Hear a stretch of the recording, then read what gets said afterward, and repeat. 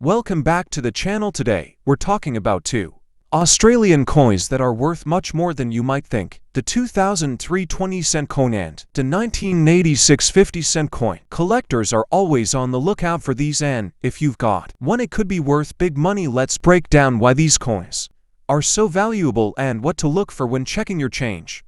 First up, the obverse of the 1986 Australian 50-cent coin features the Arnold Machen portrait of Queen Elizabeth I, which had been used on Australian decimal coinage since 1966 and would continue until 1980 before being replaced by the Raphael Makhlouf portrait in 1985. Interestingly, this means that the 1986 coin carries the Makhlouf effigy, which presented the Queen wearing the royal diadem. This marked a fresh design shift in Australian coins of the time, and collectors often note the Makhlouf portrait years as particularly iconic because they represent a transitional period in Australian currency design. On the reverse, of course, you find the Australian coat of arms, the kangaroo, the emu, and the shield with 6 sections representing each state. This iconic design by Stuart Devlin has made the 50-cent coin one of the most recognizable in Australian circulation. When it comes to mintage, the year 1986 is especially interesting. Unlike some other years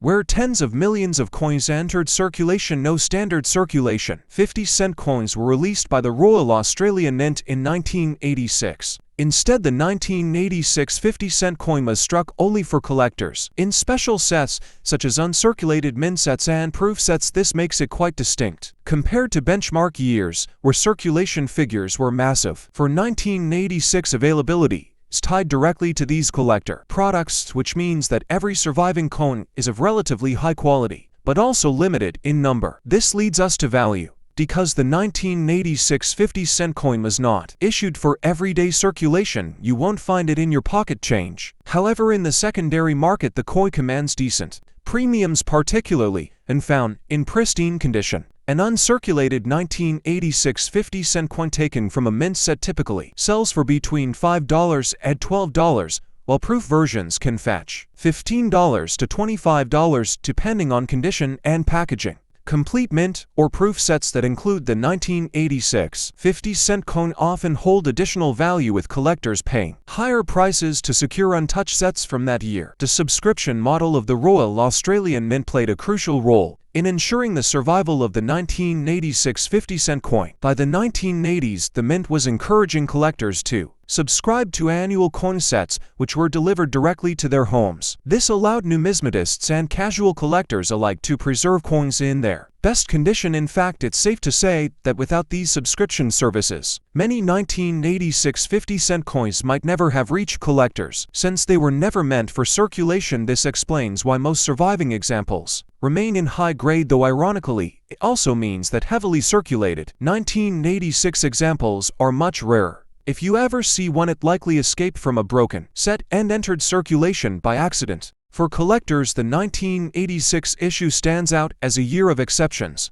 Many hobbyists view it as a must-have to complete a full year date collection of 50-cent coins, but at the same time, it is a challenge because it was not widely available in China. This makes it an intriguing year to compare with the benchmark years. While those years produced a standard volume of circulation coins, 1986 instead reflects the Mint's growing focus on catering directly to collectors. In this sense, the 1986 50-cent coin represents a shift in philosophy at the Royal Australian Mint, a shift from pure utility toward numismatic appeal.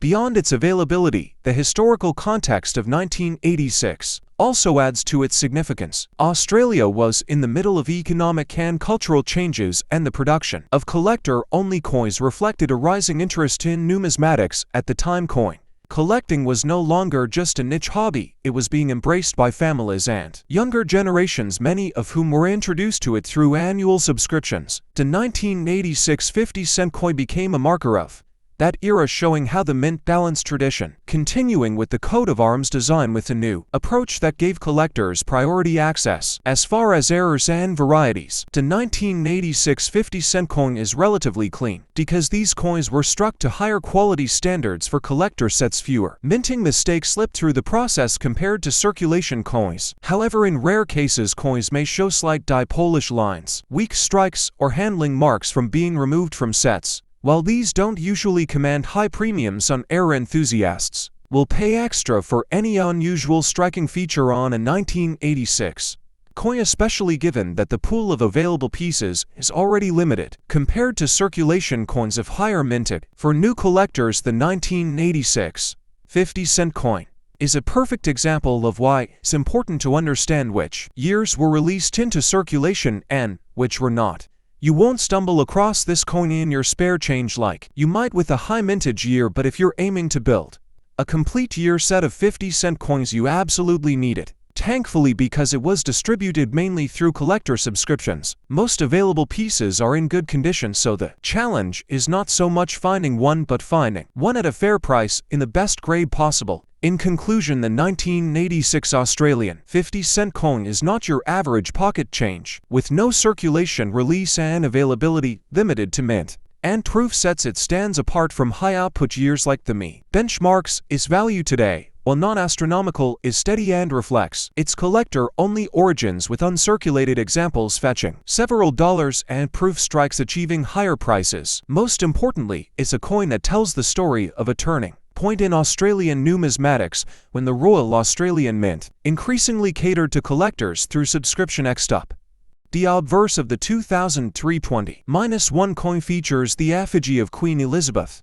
to Bahian rank broadly, which had been introduced in 1999 and became the standard portrait for Australian coins into the 2000s. This design shows the Queen with a more mature and realistic likeness compared to earlier depictions, and it remains one of the more recognizable images used across the Commonwealth. On the reverse, as always, we find the beloved platypus design created by Stuart Devlin, the master designer of Australia's decimal currency, introduced in 1966. The sleek flowing lines of the platypus swimming through water give the coin its distinctive style, and by 2003 this design had already been in circulation for nearly 4 decades, making it one of the most iconic motifs in modern Australian currency.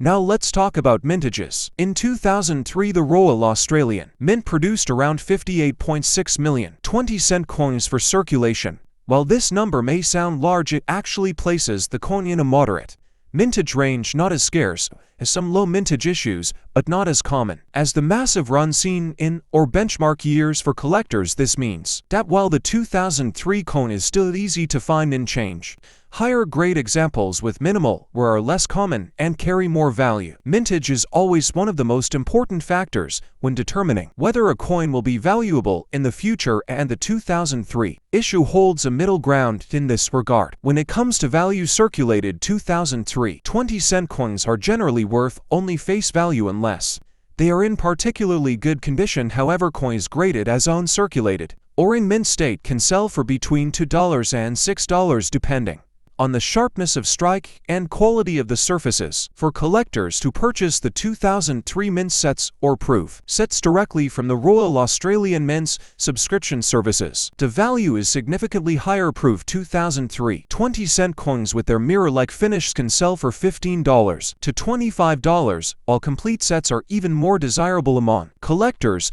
who want untouched examples from that year. One of the reasons coins like the 2003 issue survive in pristine condition is thanks to the Royal Australian Mint's subscription program.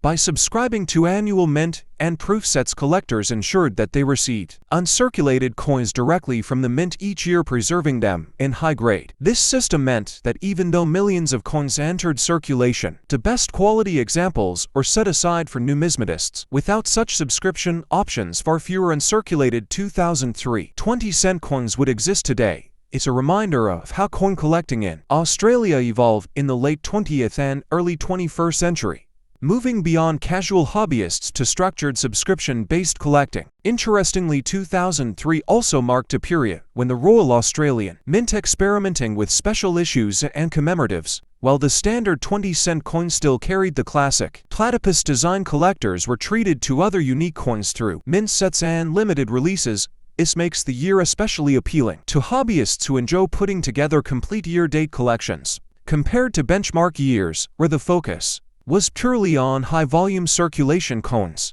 2003 struck a balance between functional currency and collectible products, a dual approach that has since become standard practice for the mint. As far as errors and varieties go, the 2003 20-cent coin doesn't have any widely recognized major varieties, but that doesn't mean error collectors should overlook it. Occasionally you may encounter struck-through errors, off-center strikes, or die cracks on coins from this year. These mistakes occur when the minting process goes slightly wrong, and while they are rare, they can add substantial value.